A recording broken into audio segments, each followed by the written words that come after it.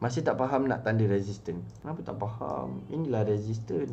Okay, kalau aku padam ni, mana lagi resistance? Kena buka line chart. Ni kan resistance ni. So bila resistance jumpa support, kita auto buy lah. Dia dah pull back, tengok zone ni je. Tanda daripada shadow sampai body. Maksudnya selagi price tengah running dekat dalam zone tu, entry je buy. What happen if anda kata tak ada shadow? Mana pernah candle tak ada shadow? Okay, ini contoh untuk buy lah. Kalau untuk sell, sebaliknya.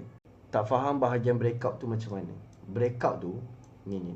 Nampak tak? Ini kan resistance kan. Tengok yang saya conteng. Inilah breakout. Kita dah tanda resistance ni. Tunggu dia breakout. Breakout tu dia tembus ke atas lah. Dia tembus daripada zone yang kita dah tanda. Kalau pullback entry, betul. Once dia dah breakout, dia pasti akan buat pullback. Lepas dia breakout, kenapa dia akan pullback? Sebab dia nak cari resistance tadi. Untuk dia nak buat support kat sini. Masa dia patah balik dekat line merah ni, ataupun zone yang korang tanda tu, lepas dia buat pullback, baru entry. Dan dia akan naik ke atas. Confirm dia akan naik ke atas. Resistance sebelah kiri, jumpa support sebelah kanan, kita akan buy. Faham tak?